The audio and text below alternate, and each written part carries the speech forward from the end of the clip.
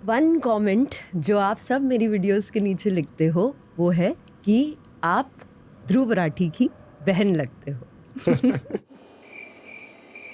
तो इस पे ऑफेंड नहीं होना था क्या?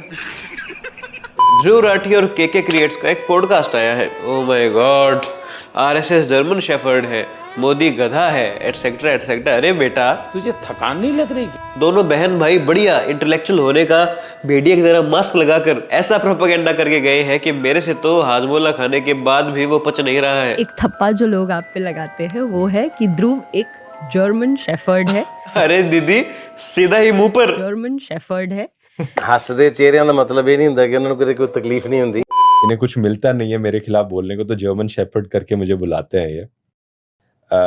सबसे ज्यादा अगर कोई डिजर्व करता है वो फ्रेज तो आरएसएस वाले लोग हैं।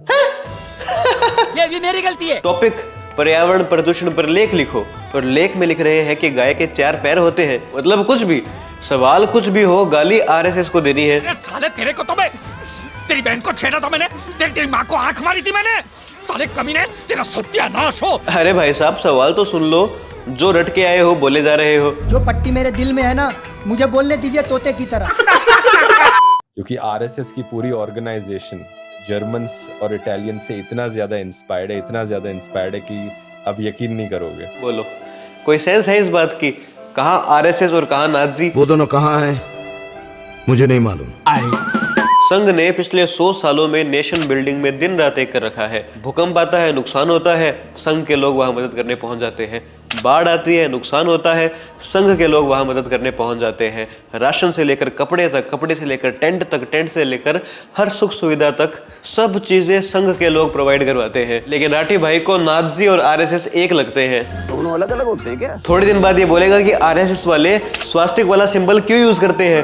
पक्का जर्मनी के नाजी के सिंबल से इंस्पायर हुए होंगे। तू साला बहुत नीच आदमी रे। सांप को देखा और तेरे को देखा तो पहला सांप को छोड़ के तेरे को मारना पड़े। इनकी पूरी ऑर्गेनाइजेशन, पूरी आइडियोलॉजी जर्मनी से इंस्पायर्ड है, इटली से इंस्पायर्ड है, जो उस वक्त 1930s 1920s में होते थे। चलो एक घड़ी इनके लॉजिक को लेकर चलते हैं। मान लेते हैं कि आरएसएस को नाजी और मुसोलिनी की सेना को देखकर बनाया गया है, हूबहू कॉपी किया गया है। तो क्या इस लॉजिक से जिस पार्टी कांग्रेस को बनाया ही अंग्रेजों ने इसलिए था ताकि देश के लोगों को बेवकूफ बनाया जा सके, ताकि 1857 जैसी क्रांति वाली सिचुएशन दोबारा पैदा ना हो, कांग्रेस के नेता टाइम टू टाइम जन भावना क्या है देश में वो जानकारी, वो खबर अंग्रेजों को देते रहे। तो ये तो पार्टी ही अंग्रेजों की थी जिसे अंग्रेजों ने भारत के लोगों को बेवकूफ बनाने के लिए बनाया था। तो क्या फिर उस पार्टी कांग्रेस को आज डिसमेंटल नहीं कर देना चाहिए? बोलो, जवाब है। या फिर आज मूड नहीं है? आज मूड नहीं कर रहा, इसे कल देखते हैं इस काम को। कुछ इंडियन है ही नहीं आरएसएस के बारे में। आयरनी देखिए, जो खुद इंडियन नहीं है वो आरएसएस को इंडियन होने के सर्टिफिकेट दे रहा है। आयरनी हो रही है जी, बहुत भयंकर। दोस्तों, चैनल पर पहली बार आए हैं तो सब्सक्राइब करना ना भूले। वीडियो को प्लीज हाइप कीजिएगा, वीडियो को लाइक कीजिएगा। इस वीडियो प्लीज एक कमेंट जरूर छोड़कर जाइएगा, इससे मुझे बहुत मदद मिलती है। कुछ भी कमेंट कीजिएगा। अरे भाई, भारी समझ के बोल रहा हूँ यार। दोस्तों, जनरली ध्रुव राठी पर यह आरोप लगता है कि वो बीजेपी स्टेट्स और बीजेपी की पॉलिसी को क्रिटिसाइज करता है। कभी कांग्रेस रूल्ड स्टेट्स की समस्या नहीं दिखाता, कभी कांग्रेस को क्रिटिसाइज नहीं करता है, फिर ऑपोजिशन को क्रिटिसाइज नहीं करता जब भी इलेक्शन आसपास होते हैं। अब हिसाब से तो आप या फिर मैं ध्रुव राठी की जगह होते तो इस बात को नकारते कि नहीं नहीं, ऐसी बात तो नहीं है, मैं तो सिर्फ ज्वलनशील मुद्दे उठाता हूँ, देश के लोगों के लिए मुद्दे उठाता हूँ। लेकिन भाई बेशरम कितना है देखो, कहता है कि बीजेपी वाले तो ऑलरेडी इतना पैसा प्रचार पर लगा रहे हैं, कहीं न्यूट्रल बनने के चक्कर में मैं ऐसे मुद्दे ना उठा दूं जिससे बीजेपी को मदद हो जाए, कहीं मेरी वीडियो से बीजेपी का ही प्रमोशन ना हो जाए, उनका ही फायदा ना हो जाए। आई फील लाइक क्योंकि मेन स्ट्रीम मीडिया ऑलरेडी उन चीज़ों पर इतना डिटेल में बात किए जा रहा है, सरकार हजारों करोड़ रुपए खर्च कर रही है अपना प्रचार करने में, और फिर वो एक्सपेक्ट कर रहे हैं कि मैं भी न्यूट्रल होके कुछ हिस्सा उस प्रचार में लगा दूं। अगदिया मतलब मकसद सही न्यूज, सही मुद्दा उठाना नहीं है, बल्कि वो मुद्दे उठाना है जिनसे बीजेपी को नुकसान हो, और वो मुद्दे स्किप करना है जिन पर वीडियो बनाने से बीजेपी को फायदा हो। शर्म आनी चाहिए आपको। और मजे की बात देखिए, लोग आज भी इसको न्यूट्रल यूट्यूबर मानते हैं, जबकि ये खुद को नहीं मानता। तू है, तेरे को पता नहीं है लेकिन तू है। ना भाई साहब ने बांग्लादेश के दीपू चंद्र दास पर वीडियो बनाई, ना भाई साहब ने कभी पाकिस्तानी हिंदुओं पर वीडियो बनाई, ना भाई साहब ने उदयपुर में हुए कन्हैया लाल वाले इंसिडेंट पर वीडियो बनाई। उल्टा बेशरम कितना है, जब कन्हैया लाल पर बनी फिल्म पैसा नहीं कमा पाई तो उस पर हंसता है, उसे प्रोपेगेंडा बोलता है, एज इफ कि उदयपुर में कभी कन्हैया लाल को मारा ही नहीं गया हो। जीरो एम्पैथी है, लेकिन फिर भी चिल्ला चिल्ला के बोलता है कि मैं तो फ्रीडम ऑफ स्पीच के साथ हूँ, मैं तो फ्रीडम ऑफ स्पीच में मानता हूँ। अजी घंटा, मैं तो फ्रीडम ऑफ एक्सप्रेशन में बिलीव करता हूँ। झूठ बोलती जा रही है, शर्म नहीं आती। फिल्म बॉयकॉट करने को कह रहा हूँ या उसको करने को कह रहा हूँ, ऐसा मेरा कोई इंटेंशन नहीं था। मैंने कभी ये नहीं कहा कि फिल्म जाके मत देखो। कश्मीर फाइल, केरला स्टोरी, धुरंधर ऐसी फिल्में आते ही तो रिलीज होने से पहले ही सोशल मीडिया पर रोने लगता है प्रोपेगेंडा प्रोपेगेंडा प्रोपेगेंडा, और कहता है मैं फ्रीडम ऑफ स्पीच में मानता हूँ। अरे बेवकूफ समझा है मुझे। धुरंधर वाला criticism is more about politics, कि ये एक प्रो बीजेपी फिल्म है। बीजेपी का पॉलिटिकल स्लोगन जो है कि ये नया भारत है, घर में घुस के मारता है, किसी पॉलिटिकल पार्टी का पॉलिटिकल स्लोगन अपनी फिल्म में यूज कर लेना इस तरीके से और पुरानी सरकारों को गद्दार दिखाना, एंटी नेशनल दिखाना, it's purely a political propaganda. Okay ठीक है, बीजेपी का स्लोगन होगा, लेकिन क्या घर में घुसकर मार नहीं रहे हैं क्या? सर्जिकल स्ट्राइक नहीं की है क्या? बालाकोट एयर स्ट्राइक नहीं की है क्या ऑपरेशन सिंदूर नहीं हुआ है? भारत घर में घुसकर मार रहा है, इसमें झूठ कहाँ है? हाँ, अगर झूठ होता तो आप फिर भी इसे प्रोपेगेंडा बोल सकते थे कि देखो जबरदस्ती झूठ बोलकर ये बीजेपी को प्रमोट कर रहे हैं, जबकि ये तो सच में हो ही रहा है। अब जब बीजेपी के काल में जब आर्मी कोई बड़ा स्टेप लेगी तो क्या आप आर्मी के शौर्य को भी प्रोपेगेंडा बोल दोगे? शर्म नहीं आती? सिर्फ इसी वजह से कि बीजेपी को क्रेडिट ना मिल जाए, कोई शर्म है? कुछ शर्म आया है? और धुरंधर में तो रणवीर सिंह भारत का स्पाई बनकर पाकिस्तान में घुस रहा है, घुसकर वहां मार रहा है, तो दिक्कत कहाँ है? क्या बोले? ये नया भारत है, घर में घुसकर नहीं मारता बल्कि बाहर से मार देता है। किस भाषा में समझाए तुम्हें? किस भाषा में समझाना पड़ेगा तुझे कोई भी बात बता जा, तेरे भेजे में कुछ नहीं क्या भाई? और ये दोनों भाई बहन अब जागे हैं कि बॉलीवुड में देखो कितना प्रोपेगेंडा फैल रहा है। कैसे बॉलीवुड या फिल्म इंडस्ट्री प्रोपेगेंडा फैलाती है, क्योंकि धुरंधर तो एक ही एग्जाम्पल, हाँ, और बहुत सारे एग्जाम्पल्स। अब जब 2-4 पाकिस्तान बैशिंग वाली फिल्में आ गई तो इनको लगता है कि बॉलीवुड में प्रोपेगेंडा शुरू हो गया है। अच्छा, तो क्या वो आइडियोलॉजी है जो हमारी मूवीज प्रमोट कर रही है, और कौन से टाइप के ट्रोप्स के थ्रू, थीम्स के थ्रू वो प्रमोट कर? ये तब कहाँ थे जब आर्मी के एक ब्रिगेडियर को फिल्म में ऐसा दिखाया गया था जैसे वो मुसलमानों के खिलाफ है। अगर मैं चाहूँ तो सैकड़ों राठौर की फौज खड़ी कर दूं, और मैं करूंगा, इनको खत्म करूंगा, मैं एक एक दीमक को निकाल निकाल के मारूंगा मैं, ताकि एक और जमील पैदा ना हो। ये तब कहाँ थे जब शाहरुख खान की मैं हूं ना फिल्म में एक एक्स इंडियन आर्मी का ऑफिसर इंडिया और पाकिस्तान के बीच में अमन नहीं चाहता था? वो नहीं था प्रोपेगेंडा? पाकिस्तान के साथ तो जिंदा ही होगी ना, सिर्फ जंग होगी। जब तक आर्मी वालों को गाली देते हुए फिल्में बनाओ, जब तक आर्मी वालों को उल्टा सीधा बोलते हुए हैदर जैसी फिल्में बनाओ, तब तक वो मास्टरपीस है, बहुत ही आर्टिस्टिक फिल्म है। और जब आर्मी पर उरी और धुरंधर जैसी फिल्म बन जाए तो ओहो भाई सब प्रोपेगेंडा। हिपोक्रेसी की भी सीमा होती है, हिपोक्रेसी की भी सीमा होती है। प्रोपेगेंडा प्रोपेगेंडा मैं बताता हूँ क्या है प्रोपेगेंडा।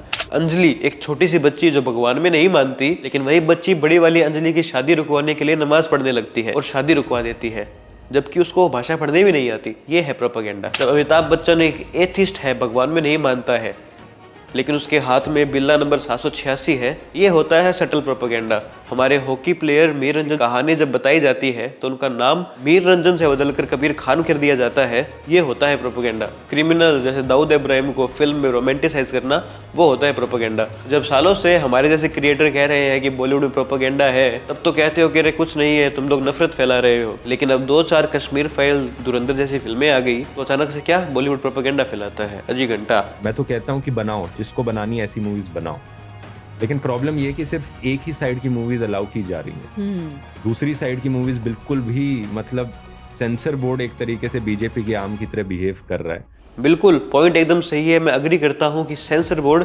सरकार के अंडर झुक कर रहता है, वो गवर्नमेंट के हिसाब से चलता है, जो कि गलत है, लेकिन ये काम सालों से चलता आ रहा है। इसलिए परजानी और फिराक जैसी फिल्में रिलीज हो जाती है बिना किसी कट के, क्योंकि उसमें गुजरात के दंगे दिखाए गए हैं, उससे कांग्रेस को मदद होती। नीला अक्षर नीचे, गोकुल शंकर, ये फिल्में किसने बैन करवा दी थी? नेहरू जी ने, क्योंकि वो उनकी सरकार को एक्सपोज कर रही थी। फ्रीडम ऑफ स्पीच, अजी घंटा, आंधी, किस्सा कुर्सी का, नसबंदी, आंदोलन, चंदा मरूठा, क्रांति की तरंगे, इन फिल्मों को बैन किसने करवाया था? इंदिरा गांधी जी ने। क्यों? क्योंकि वो इंदिरा गांधी जी को एक्सपोज कर रही थी, उनकी पॉलिसी को एक्सपोज कर रही थी, इमरजेंसी को एक्सपोज कर रही थी। 2003 में एक फिल्म आई थी हवाएं, उसको बैन कर दिया गया। क्यों?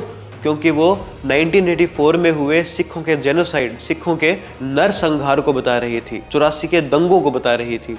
लेकिन उससे क्या होता? उससे कांग्रेस की बेइज्जती होती।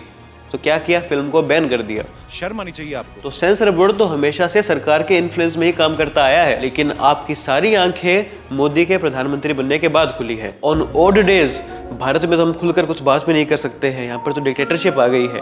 ऑन इवन डेज चलो मोदी और आरएसएस को गाली देते हुए 1 घंटे का पॉडकास्ट बनाते हैं। देख लो भाई, डिक्टेटरशिप होती ना तो मोदी और अमित शाह तुम्हारे कमरे के बाहर खड़े होते दुबई में आकर।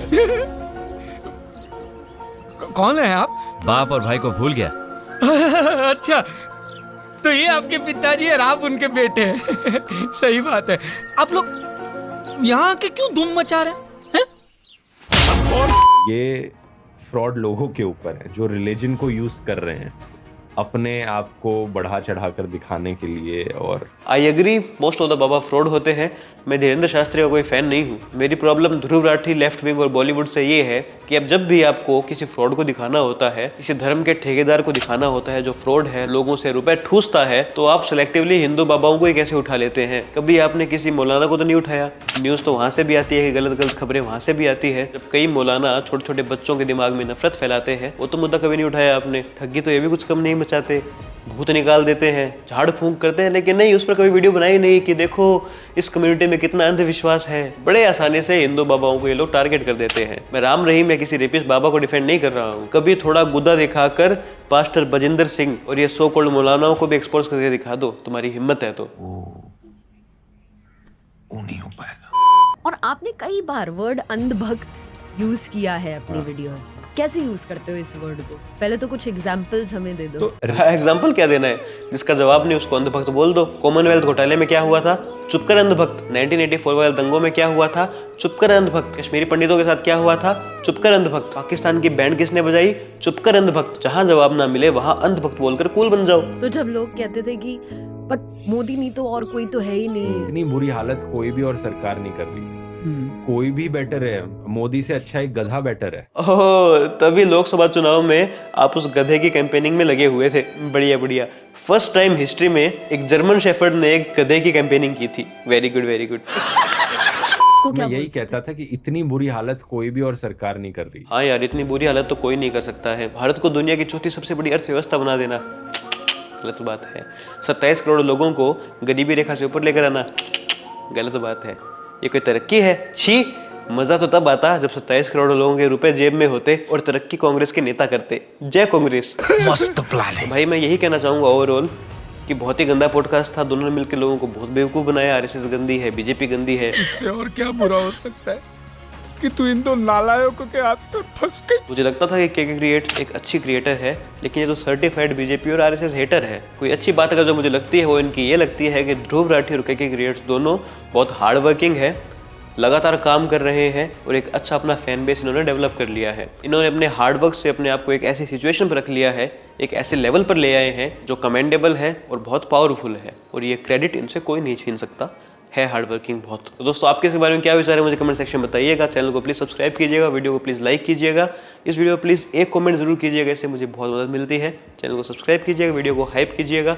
मिलते हैं नेक्स्ट वीडियो में। जय हिंद, जय श्री राम।